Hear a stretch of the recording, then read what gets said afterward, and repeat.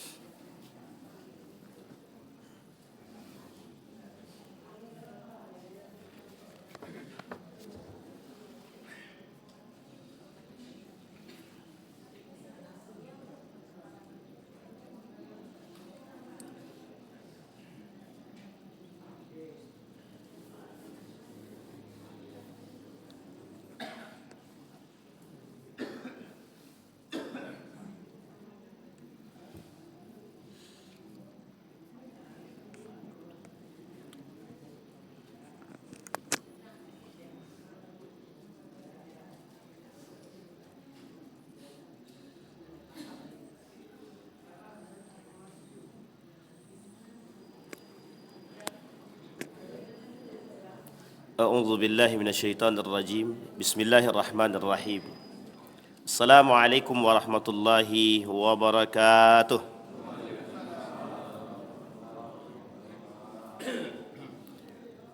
Assalamualaikum warahmatullahi wabarakatuh.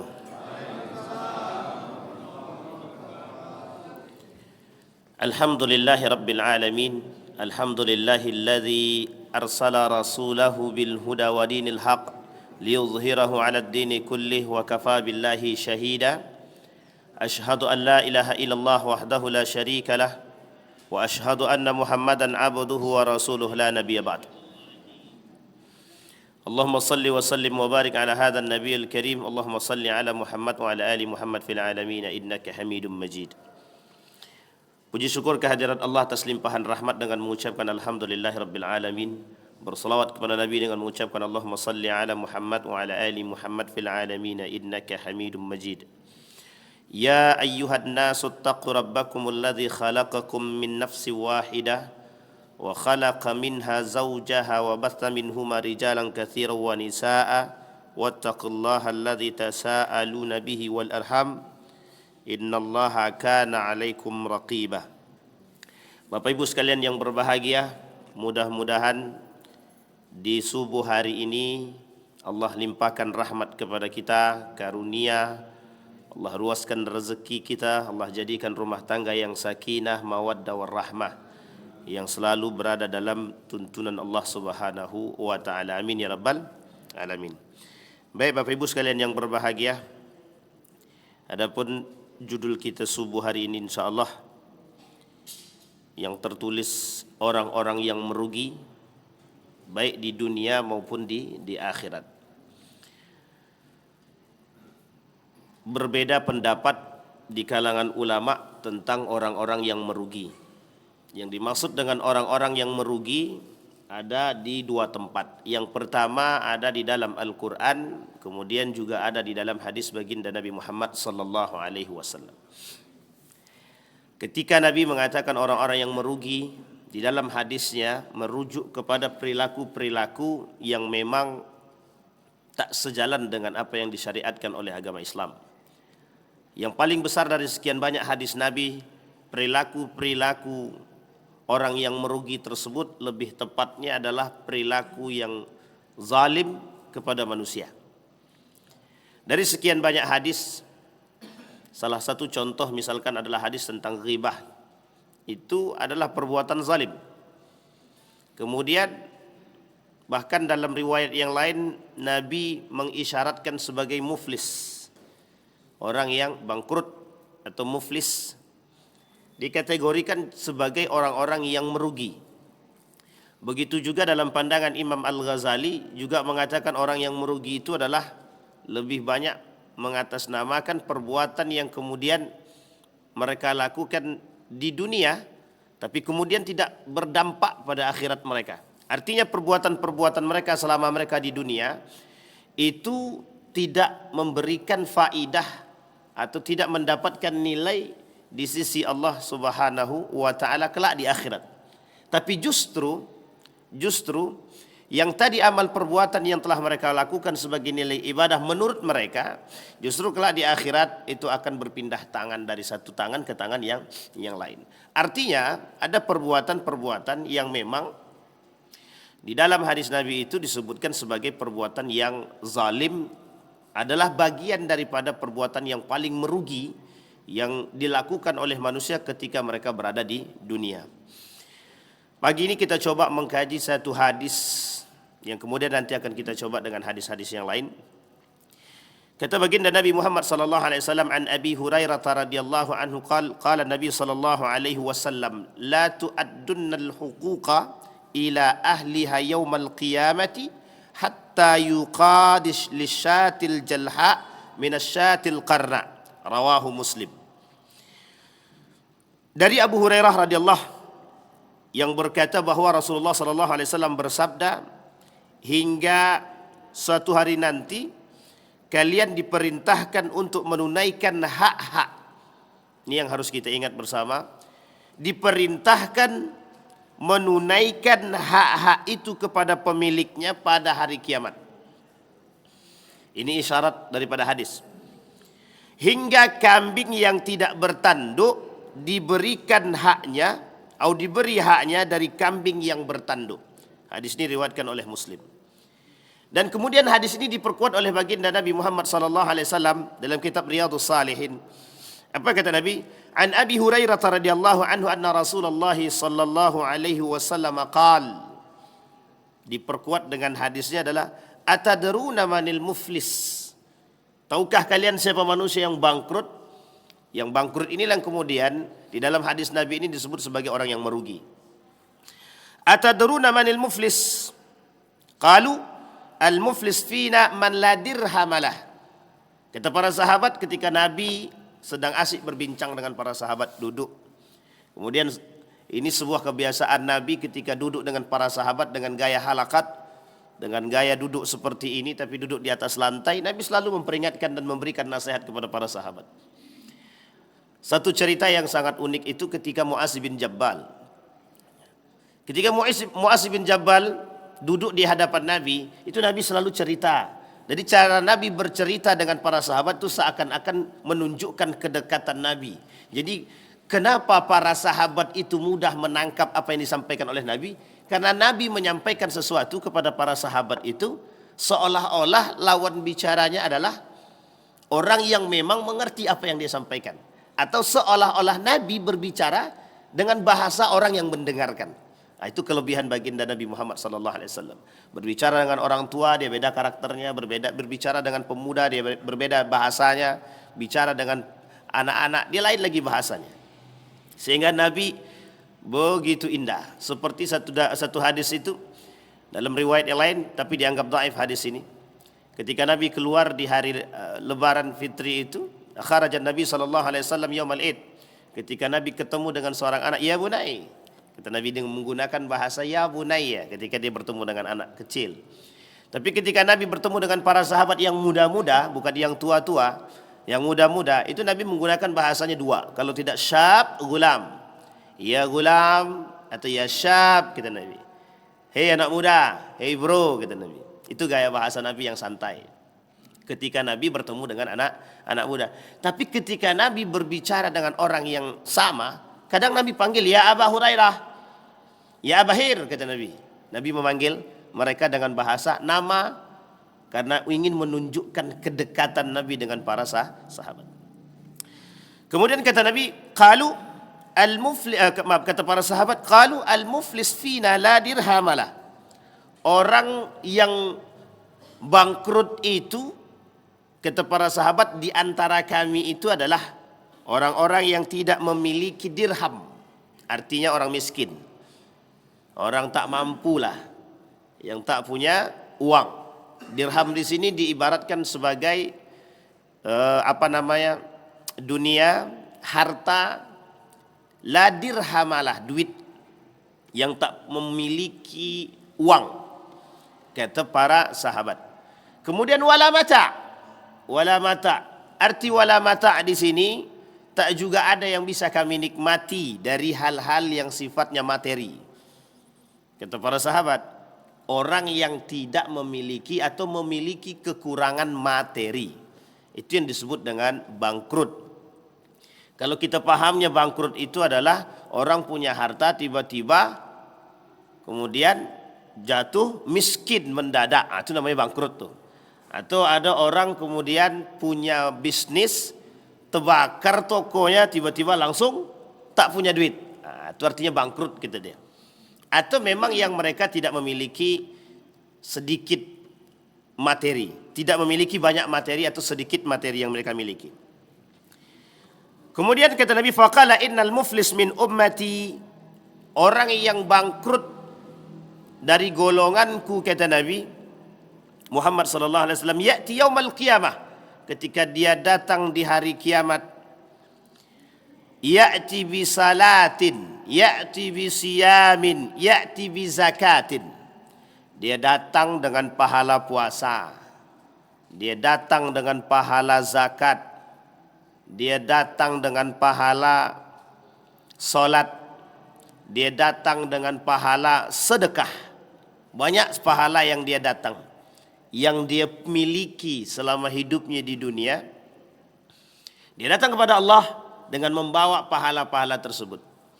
Tapi kemudian kata Nabi, wa ya'ti wa qad syatama hadza wa qadhafa hadza wa akala mala hadza wa safaka dama hadza wa daraba hadza fayu'ta hadza min hasanatihi.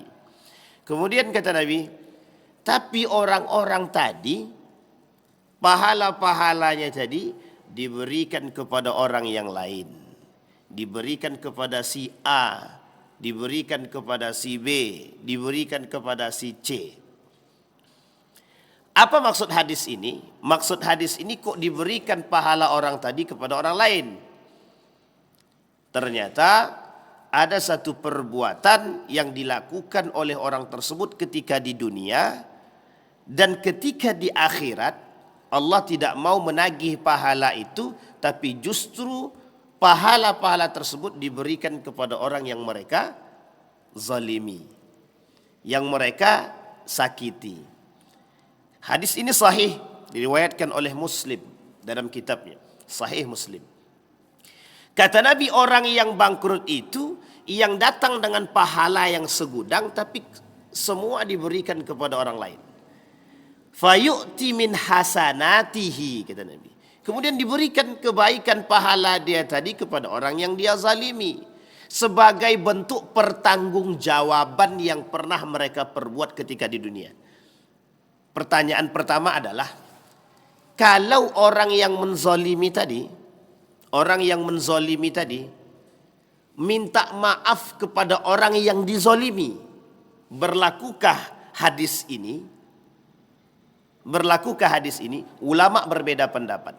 Tapi yang paling kuat dari sekian banyak pandangan para ulama, ketika mereka menzalimi orang lain dan dia datang berani meminta maaf, dan orang tersebut khali an zulmihi, ikhlas, sudah merelakan perbuatan itu, maka tak berlaku. Dia datang dengan pahalanya, bahkan dia datang dengan keberaniannya, dengan pahala meminta maaf. Jadi sebenarnya orang yang datang minta maaf itu sangat dihargai oleh Allah. Sangat dihargai oleh Allah. Dia punya salah kepada orang lain, dia datang minta maaf. Oh, itu sangat dihargai dan dihormati oleh Allah, dan bahkan dimuliakan. Tapi yang paling tinggi lagi, dia yang dizalimi, kemudian dia yang datang minta maaf. Minta maaf itu lebih tinggi lagi, karena tingkatannya berbeda. Tak berlaku. Tapi sebagian kalangan ulama yang lain mengatakan berlaku sampai mereka bertobat kepada Allah Subhanahu wa taala. Jadi Bapak Ibu sekalian yang berbahagia, dari pandangan para ulama, yang dimaksud dengan hadis tersebut berlaku bagi mereka yang pernah menzalimi manusia, yang melakukan perbuatan-perbuatan menyakiti hati orang lain, tapi mereka kemudian tidak tahu. Yang kedua, tidak mau tahu. Yang ketiga, mereka tidak meminta maaf. Jadi Bapak Ibu yang punya urusan di dunia selesaikan. Baik hutang piutang, baik yang suka mencibir orang lain, baik yang suka menyakiti hati orang lain, baik menyakiti secara fisik atau non fisik, datang minta maaf. Aku dulu pernah menggibah dirimu, Pak. Sampaikan. Kalau orang sudah meninggal, cari keluarganya. Sampaikan kepada keluarganya bahwa kami pernah berbuat dosa kepada si A, berbuat zalim kepada si A. Minta maaf.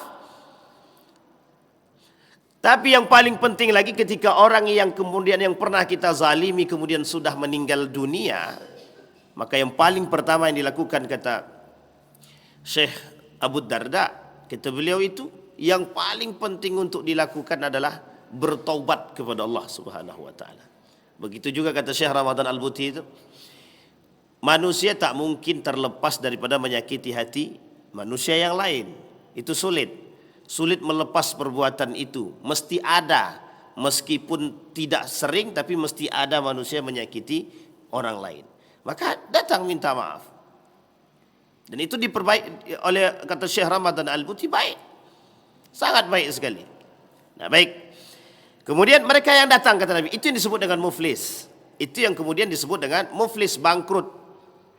Orang-orang yang kemudian tidak memiliki harta atau pahala. Kata Allah, urusan dunia selesaikan di dunia. Tapi kelak ketika tidak selesai di dunia, maka di akhirat semua kebaikan-kebaikan itulah yang akan dipertanggungjawabkan kemudian di akhirat. Sama seperti hadis yang tadi di awal kita bacakan.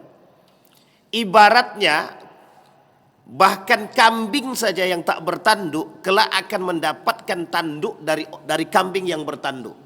Ini sebenarnya isyarat. Isyarat. Artinya apa? Orang yang memakan haknya orang lain. Ini kita ambil contoh. Bapak Ibu makan, mohon maaf, bukan Bapak Ibu, orang lain gitu ya.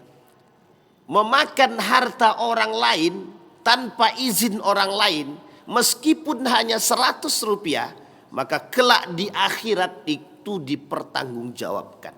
Dan mereka akan datang menuntut hak tersebut. Kita ambil contoh yang paling sederhana lagi.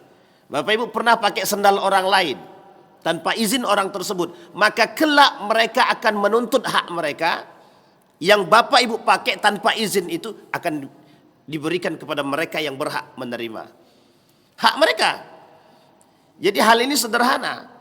Tapi kesederhanaan ini, kata Nabi, berpengaruh pada amal ibadah kita. Kita pernah pakai pulpen orang misalkan tanpa izin orang tersebut. Dan itu haknya orang itu yang kemudian kita pakai, harus kita kembalikan. 100 rupiah daripada haknya fakir miskin kita makan, nanti di akhirat akan dikembalikan. Akan diminta, bukan hanya diminta pertanggungjawaban, akan wajib kita mengembalikan hak tersebut. Maka kalimatnya la tu'addunnal huquqa, kalimatnya menggunakan kalimat penekanan yang sangat kuat di dalam hadis tersebut. La tu'addunnal huquqa, hak-hak itu nanti akan terpenuhi di akhirat. Jadi apapun, misal yang lain adalah contohnya amanah. Amanah yang paling sederhana itu ketika kita punya anak, kita punya amanah, kita punya janji pada Allah untuk memberikan pendidikan yang terbaik kepada anak, terutama pendidikan agama. Kelak di akhirat dituntut.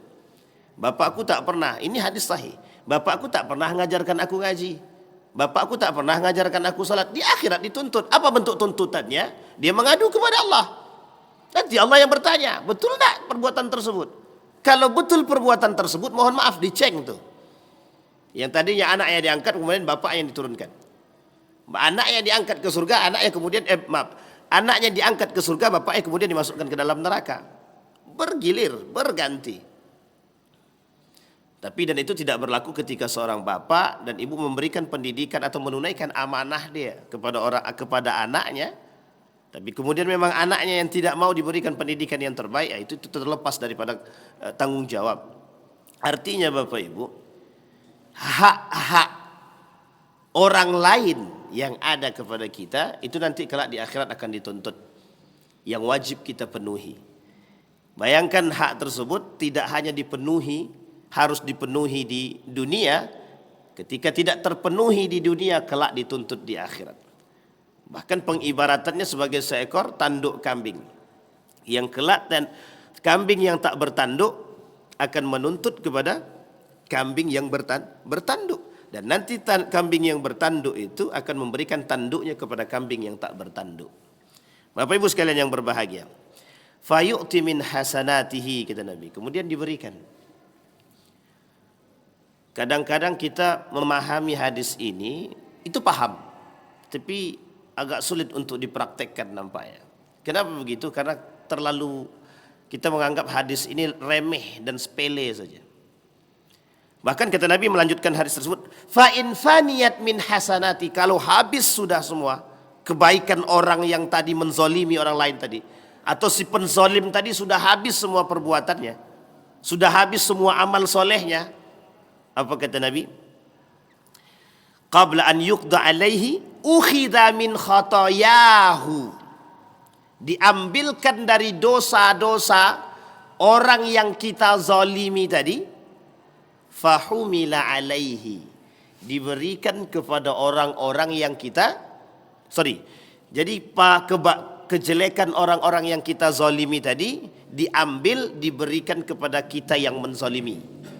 Nah, jadi kalau Bapak Ibu pernah si A atau si B pernah menzalimi orang lain, nanti kelak kalau sudah habis kebaikan kita dan belum mampu menutupi dosa atau zalim yang kita buat kepada orang lain, maka kelak kesalahan-kesalahan orang yang kita zalimi diberikan kepada pundak kita, kita yang tanggung. Jadi kita habis semua Pak, amal ibadah kita habis, pahala kita habis. Ibarat dia punya pahala segunung, tak tersisa, justru menambah lubang. Jadi gunung tadi dipotong, dipindahkan ke yang lain sampai kemudian sudah datar. Ketika sudah datar otomatis sudah tidak ada lagi hasanatnya, kebaikannya. Maka kemudian digali lagi. Digali itu untuk apa? Jadi dianggap sebagai sebuah sayyiat, kejelekan orang lain yang kemudian diberikan kepada kita. Bapak Ibu sekalian yang berbahagia, hadis ini menunjukkan kepada kita, mengisyaratkan kepada kita orang yang merugi kelak di akhirat. Orang yang merugi kelak di akhirat. Ternyata orang yang merugi kelak di akhirat ini adalah orang-orang yang ternyata amal ibadahnya itu berpindah tangan. Sehingga mohon maaf Bapak Ibu, ada amal-amal perbuatan kita yang itu kemudian hancur, habis, faniat, tidak tersisa. Bahkan ada amal-amal perbuatan kita yang memang tidak diterima oleh Allah Subhanahu wa taala, bagian daripada orang yang merugi. Jadi begini, kita ambil contoh Bapak Ibu, mohon maaf ya Bapak Ibu. Bahkan Nabi mengatakan dalam riwayat hadisnya itu begini, rubba sa'imin laisa lahu min siyamihi. Contoh orang-orang yang puasa tapi tidak bernilai, sia-sia. Jadi dia berpuasa cuma tak membatalkan puasanya. Hanya saja perbuatannya itu bernilai, tidak memberikan dampak pahala kepada puasanya, tak ada nilai. Kita ambil contoh misalkan orang yang berpuasa bulan suci Ramadan tapi dia tak niat. Dia puasa, siang hari dia puasa, tapi malam tadi sebelum subuh dia tak niat. Mazhab Syafi'i mengatakan orang yang tak berniat itu tak sah puasanya. Tapi kalau dia melakukan puasanya, dia tak ada nilai puasanya, bahkan dikategorikan tak sah. Ada orang yang berpuasa Ramadan tapi dia tak salat. Ada orang yang berpuasa Ramadan tapi kerjaannya cuma tidur saja. Maka sehingga mohon maaf, kategori hadis itu naumatus saim ibadatun, itu hadisnya lemah banget. Lemah sekali. Hadis itu lemah sekali. Oleh para ulama, kita ambil misalkan pakar hadis Indonesia itu Ali Mustafa Ya'qub, itu mengatakan dalam tulisan beliau itu salah satu hadis yang bermasalah, naumatus saim ibadah, tidurnya orang berpuasa itu beribadah, itu hadisnya bermasalah. Sehingga perbuatan-perbuatan seperti itu tidak bernilai. Orang yang berpuasa tapi masih berantem. Orang yang berpuasa masih menyakiti hati orang tua. Orang yang berpuasa masih menyakiti hati orang lain. Jadi masih banyak perbuatan-perbuatan. Orang yang berpuasa tapi bermaksiat. Emang dia berpuasa tapi dia bermaksiat. Itu tak ada nilai. Nah, yang seperti ini yang disebut. Tetapi ada yang lebih parah daripada itu. Habis terbakar. Perbuatan-perbuatan mereka habis terbakar bagian daripada mereka yang merugi. Jadi ada perbuatan-perbuatan yang memang mereka beramal saleh, ternyata amal soleh mereka dibakar oleh Allah Subhanahu wa taala. Kalimatnya di dalam Al-Qur'an, habitat a'maluhum. Habis terbakar, hangus. Siapa mereka? Orang-orang yang amal perbuatan mereka hangus terbakar. Yang pertama, orang-orang yang kemudian melakukan ibadah, tapi kemudian ibadah yang mereka lakukan mereka buat-buat sendiri. Jadi ada orang-orang yang melakukan perbuatan amal ibadah tanpa tuntunan. Orang-orang yang melakukan ibadah tanpa tuntunan. Kita ambil contoh. Apa contohnya mereka yang melakukan ibadah tanpa tuntunan? Yang paling nampak oleh kita saat ini adalah man fariha bidukhuli Ramadan faqad haramallahu jasadahu 'alan nar. Orang yang berbahagia dengan datangnya bulan suci Ramadan maka diharamkan jasadnya masuk neraka. Itu kalau ada yang mengamalkan hadis ini, itu hadisnya palsu. Dan itu berbahaya, tak bernilai. Bahkan, mohon maaf, perbuatan-perbuatan yang berbahagia yang seperti apa yang mereka lakukan? Hadis ini dhaif. Maaf, sebagian ulama mengatakan palsu. Bahkan saya mengikuti perkataan tersebut, maudhu'. Hadis ini palsu. Ada orang yang mengamalkan, ada. Dan ini yang kemudian disebut oleh Nabi. Orang-orang yang kemudian mengamalkan sesuatu yang memang tidak ada landasannya. Dan ini berbahaya. Kita ambil contoh yang lain adalah perbuatan-perbuatan yang mubah tapi kemudian menjadi haram. Perbuatan-perbuatan yang mubah yang kemudian menjadi haram. Tradisi-tradisi yang kemudian dimubahkan, diperboleh tapi menjadi haram ketika melanggar syariat agama. Baik, itu yang pertama. Yang kedua, ada amal perbuatan yang kemudian hangus, habis sia-sia. Bagian daripada orang yang merugi. Bagian daripada orang yang merugi. Siapa mereka? Mereka yang 70 tahun umur hidupnya beribadah rajin sholatnya ke masjid. Tapi tiba-tiba percaya sama dukun. Habis pak. Cuma sekali dia ke dukun. Sekali cuman ke dukun. Tapi habis. Bahkan dalam hadis Nabi itu, Nabi kental dengan hadis ini. Kata Nabi, man ata kahin fatasaddaqa bima qala faqad kafara. Orang datang ke tukang dukun percaya dengan perkataan dukun tadi, habis kafir kata Nabi. Itu Nabi yang bilang, bukan saya. Faqad kafar artinya diisyaratkan sebagai orang yang kemudian habis amal ibadahnya, Pak. Bayangkan orang dianggap sebagai yang percaya dengan dukun. Mohon maaf Bapak Ibu, perbuatan membedakan antara dukun, orang pintar, itu sebenarnya kita sudah paham. Kita sudah paham sebenarnya. Tapi kadang-kadang karena memang takjub dengan perbuatan dukun tersebut, itu kita bisa saja mengatakan, oh dukun tersebut rajin kok sholatnya. Dukun rajin sholatnya banyak. Banyak jin-jin itu juga banyak yang sholat itu. Nah, ini berbahaya Bapak Ibu. Jadi hal-hal yang sederhana tapi menggugurkan. Bahkan di Riau ini kami pernah masuk salah satu tempat itu. Mereka muslim, bersyahadat. Mereka sholat, tapi mereka punya pemahaman yang lain. Artinya mereka punya agama yang lain. Dan itu ternyata mereka masih menyembah, ada yang masih membuat sesajenan untuk pohon. Kemudian masih juga buat untuk laut, untuk sungai. Jadi ada namanya setan sungai itu, setan sungai kemudian setan pohon. Dan itu masih kita dapatkan 2 tahun yang lalu kami sampai ke tempat tersebut. Dan tak jauh dari sini, jaraknya cuma 3 jam.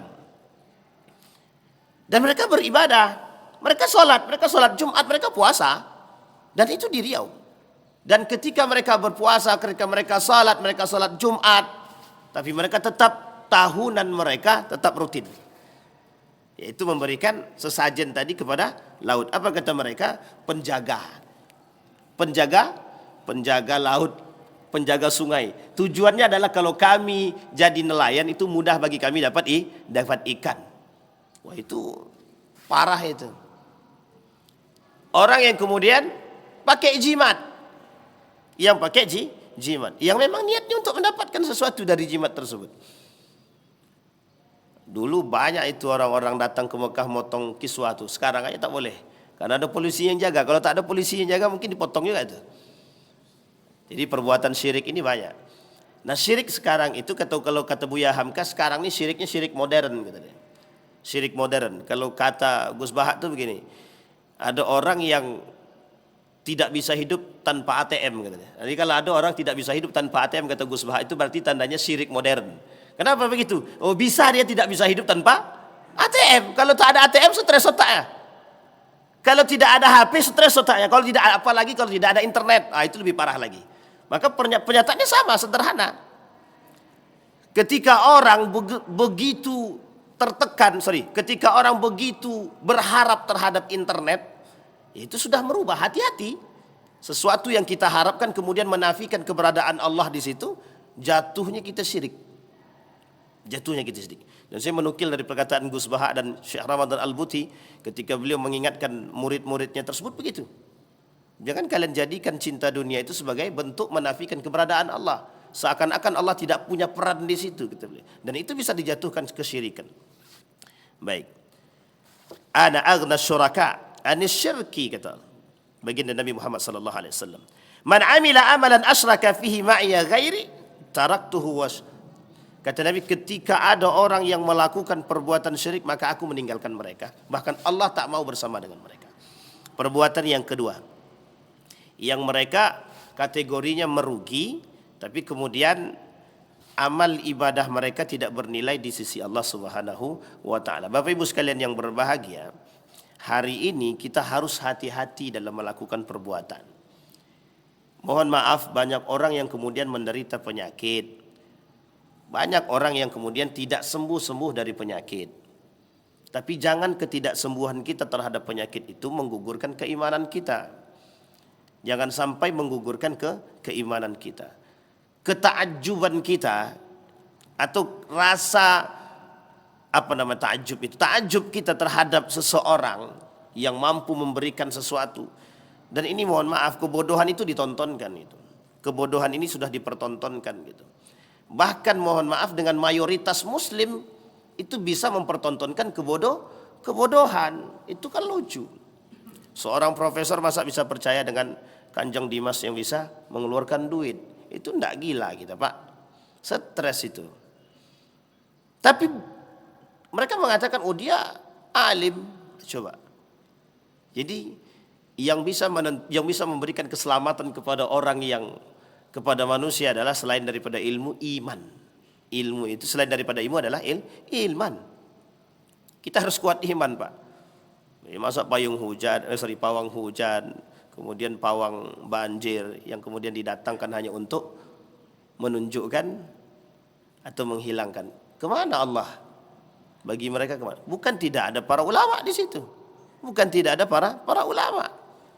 Tapi mengapa yang mempertontonkan kebodohan di tempat yang mayoritas muslim dan kuat-kuat, keislaman mereka kuat. Baik.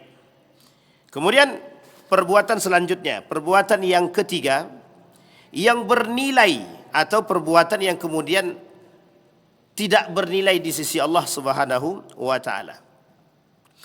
Orang yang suka mencari kebahagiaan di dunia, ini sudah kita sampaikan pada permasalahan 20 yang membatalkan syahadat. Sudah kita sampaikan di awal-awal itu. Ada orang-orang yang memang cinta dunia. Orang-orang yang cinta dunia. Orang yang cinta dunia itu, Bapak Ibu sendiri bisa melihat apa yang dimaksud. Kalau menurut Syekh Al-Ghaithi, kata Syekh Al-Ghaithi itu, orang yang cinta dunia itu yang kerjaannya memang menumpuk harta. Orang yang kemudian tidak pernah adil terhadap dirinya. Artinya dunia yang dia kejar saja. Dia kadang-kadang pergi pagi pulang pagi lah, itulah bahasanya. Pergi pagi pulang sehingga dia tak melihat keluarganya. Yang keempat, orang yang dianggap rugi, orang yang tidak mau bersilaturahim. Nah, ini kenapa kau tak datang ke rumah tetanggamu? Aku ada kesibukan. Bapak Ibu mohon maaf. Ketika ada undangan Bapak Ibu, tetangga kita, itu kita wajib Bapak Ibu untuk mendatangi, itu wajib. Hukum mendatangi undangan itu wajib ketika kita diundang, kecuali memang ada uzur yang betul-betul uzur. Kalau tidak ada uzur sama sekali, itu hak dan kewajiban Pak berlaku. Hak dan kewajiban berlaku. Apa yang disebut dengan hak dan kewajiban yang berlaku itu? Bapak Ibu punya kewajiban kepada tetangga. Tetangga punya kewajiban kepada Bapak Ibu, dan itu haknya mereka. Haknya kita kewajiban tetangga, haknya tetangga kewajiban kita. Salah satunya adalah ketika mereka mengundang kita, itu kita wajib datang. Bahkan mohon maaf, kita kadang tak kenal dengan tetangga. Apalagi kalau kita tinggal di perumahan. Itu tadi sebab pergi pagi pulang pagi, kapan interaksinya? Tak pernah kita berinteraksi. Memperbanyak silaturahim itu perbuatan yang paling baik, kata Umar bin Khattab. Umar bin Khattab itu, jadi ketika ini lucu.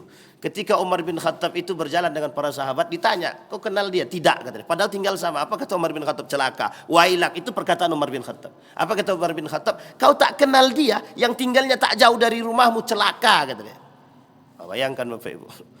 Jadi kita kadang-kadang, oh itu orang baru, padahal sudah 3 tahun barunya gitu. Kita nggak kenal. Ya mungkin karena kita yang kurang silaturahmi atau sebaliknya. Itu yang keempat. Yang terakhir, yang kelima, manusia yang suka menyimpan keburukan orang lain dalam hatinya. Ini tak hanya gibah saja. Kalau gibah mungkin lebih. Selama ini yang kita paham, amal ibadah yang diberikan kepada orang lain adalah kalau kita makan daging kawan sendiri itu gibah saja. Yang kita pahami cuma gibah. Tapi kalimat lain adalah zalim. Kemudian hanya menyimpan keburukan orang lain. Hanya menyimpan keburukan orang lain.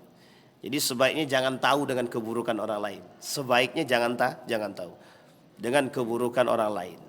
Banyak di antara kita yang menyimpan keburukan orang lain. Tapi ada ghibah yang diperbolehkan. Ini harus kita sampaikan. Ghibah yang diperbolehkan begini. Ketika orang tersebut, misal si A itu tahu akan kejelekan si B, maka dia menyampaikan kejelekan ini kepada orang yang betul-betul disegani secara alim, mengerti agama dan dihormati dan disegani dan berperilaku baik. Itu yang lebih tepat.